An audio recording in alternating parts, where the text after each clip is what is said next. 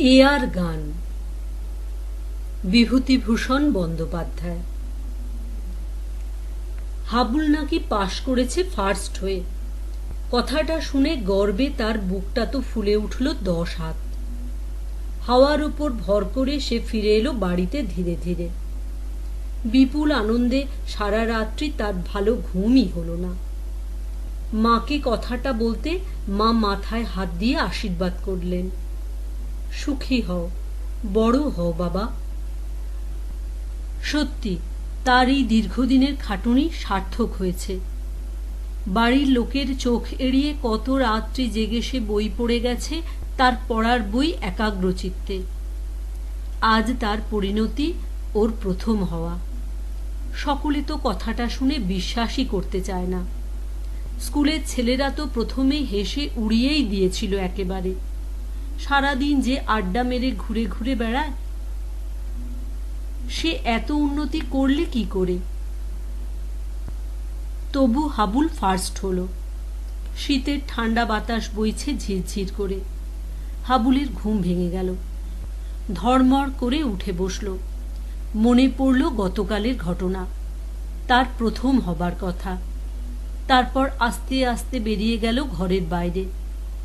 হাবুল গিয়ে দাঁড়ালো তার ছোট কাকার ঘরের দরজায়। ছোট কাকা তখন ঘুমোচ্ছেন নাক ডাকিয়ে লেপের মধ্যে। হাবুল ডাকল, ছোট কাকা, ছোট কাকা। ছোট কাকার ঘুম ভাঙল। তিনি দুহাত দিয়ে চোখ রগড়ে উত্তর দিলেন, কি রে হাবুল? হাবুল বললে, কাকা, আমি ফার্স্ট হয়েছি। এমন সময় এই সকালে টুনু এসে হাজির হয়। সে হাবুলের কথা শুনে তীব্র প্রতিবাদ করলে, কখনো না ছোট কাকা।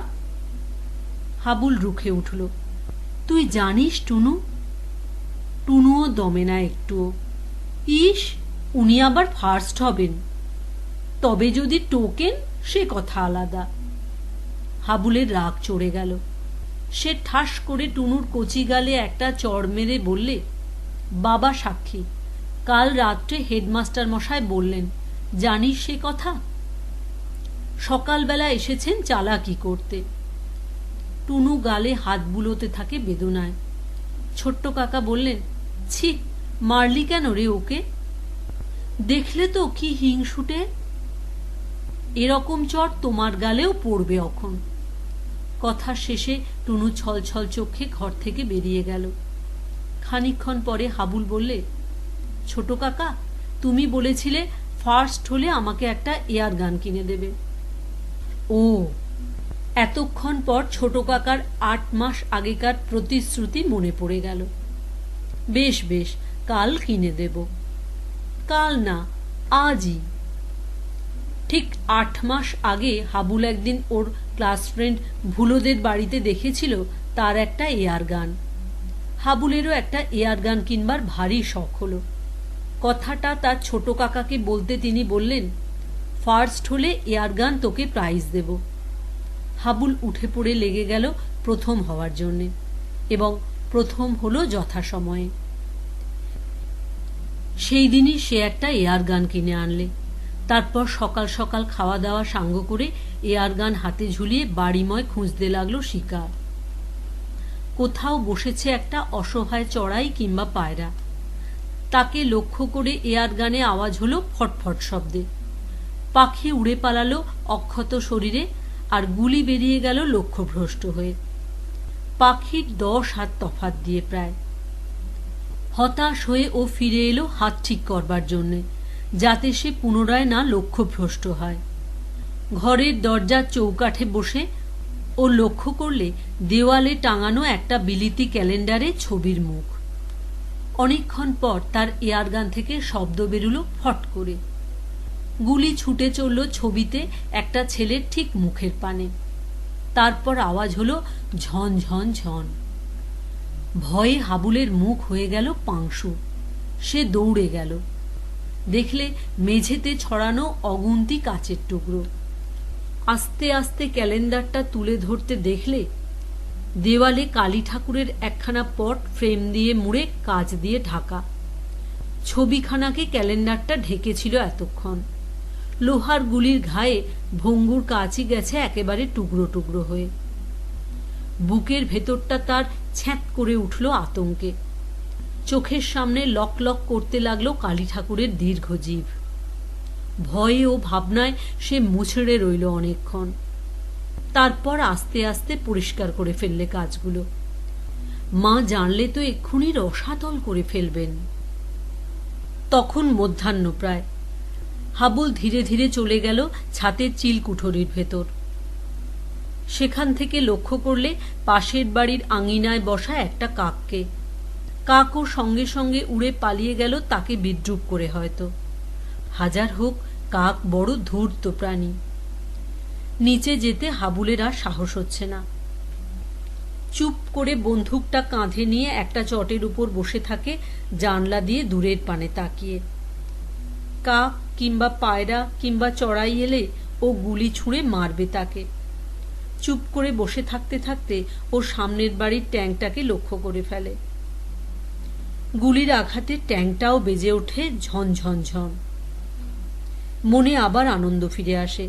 হ্যাঁ, হাত অনেকটা ভালো হয়েছে। আবার সে লক্ষ্য করে পাঁচিলের ওপরের একটা ফুল গাছের টবে। সেটায় আওয়াজ হয় খট করে। আনন্দ ওর বেড়ে যায় চতুর্গুণ। বন্দুকটা নেড়ে চেড়ে ভালো করে পরীক্ষা করে। হ্যাঁ, একদিন ও বড় বন্দুকও ছুঁড়তে পারবে নিশ্চয়। এই হলো তার সূচনা। বড় হলে সে চলে যাবে আফ্রিকার গভীর জঙ্গলে মঙ্গ পার্কের মতো।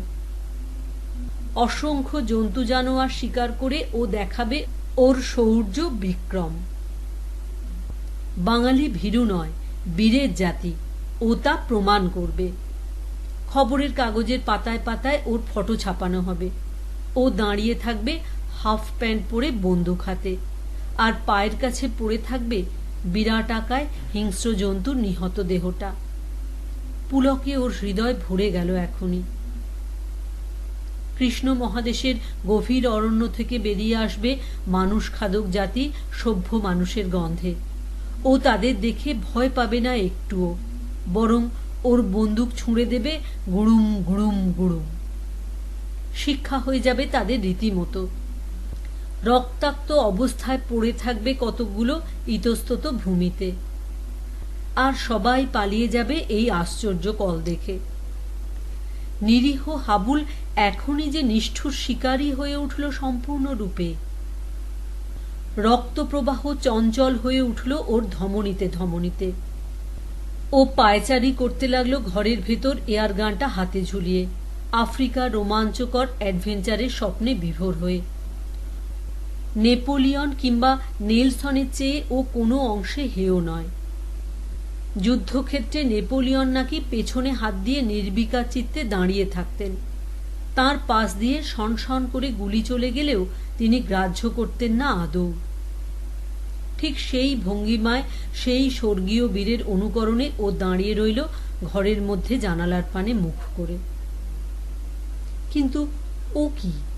সামনের বাড়ির ট্যাঙ্কের ওপর একটা বাঁদর যে, তাই এত কাক ডেকে উঠছে অবিশ্রান্ত। তাদের বিকট রব তার কানে যায়নি এতক্ষণ, কারণ সে কলকাতা ছেড়ে এ যাবৎ আফ্রিকার গভীর অরণ্যে পড়েছিল শিকারের খোঁজে। ওর বুকের ভেতরটা যেন দূর দূর করে উঠল। ওর বন্দুকটা একবার ভালো করে দেখে নিলে, বাঁদরটা বেশ বড় এবং হৃষ্টপুষ্ট। আর ওদিকে বাঁদরটা ঝুপ করে হাবুলের ঘরের দরজার কাছে এসে উপস্থিত হলো। বীরপুরুষের কাঁপুনি শুরু হলো। রীতিমতো হাঁটুতে হাঁটুতে ঠোকাঠুকি লেগে গেল নেলসনের ও নেপোলিয়নের মতো। সে ফ্যাল ফ্যাল করে তাকিয়ে থাকে বাঁদরটার পানে। ঘরের এক পাশে ছিল এক ছড়া বড় বড় চাঁপা কলা। বাঁদরটা এক পা করে এগিয়ে আসে সেই কলার দিকে। বাঁদর নাকি কলা খেতে খুব ভালোবাসে। হাবুলের সামনে এই নিদারুণ ডাকাতি ঘটে যায়। সে আর দেখতে পারে না। মরিয়া হয়ে তার সমস্ত শক্তি একত্র করে দাঁড়ায় কলা ও বাঁদরের মাঝখানে জন্তুটাকে এয়ার গান দিয়ে লক্ষ্য করে। এয়ার গানের ঘোড়া দিলে টিপে। কিন্তু তাতে গুলি পোড়া ছিল না একটাও, সুতরাং বাঁদরের ক্ষতি হয় না আদৌ। পরন্তু তার রাগ বেড়ে যায় এই বাধা দেওয়ার জন্যে। সে তড়িতে এসে হাবুলের গালে মারে একটা 82 শিক্কার চড়। বেচারার মাথা ঘুরতে থাকে বনবন করে। নেপোলিয়ন গালে হাত দিয়ে দাঁড়ায়। এয়ার গান পড়ে থাকে তার পদতলে। বাঁদরটাও সুযোগ বুঝে এয়ার গানটা নিয়ে উধাও হয় পাশের নিম গাছের ডালে। হাবুলও প্রাণপণে চিৎকার করে ওঠে বাঁদরের এই বেয়াদপি দেখে। মনে পড়ে টুনুর গালের ব্যথা আর কালির ছবির কাজ ভাঙার কথা। তার চিৎকার শুনে ছুটে আসেন মা, দাদা, ছোট কাকা আর টুনু। হইচই পড়ে যায়। কি হয়েছে রে হাবুল, কি হয়েছে? নিরুত্তর হাবুল করুণ নয়নে তাকিয়ে থাকে পলাতক বাঁদরের পানে। টুনু তার দিকে আঙুল দেখিয়ে বলে, ওই দেখো ছোট কাকা, ছোটদার এয়ারগান বাঁদরের হাতে। কি ছেলে রে তুই, বাঁদরে তোর হাত থেকে এয়ারগানটা নিয়ে গেল? অমন খাসা জিনিসটা 9 টাকা 10 আনা দাম। আর হাবুল, সে অধোবদনে দাঁড়িয়ে থাকে নিষ্ঠুর অপমানে ও পরাজয়ে হৃদয় ভারাক্রান্ত করে।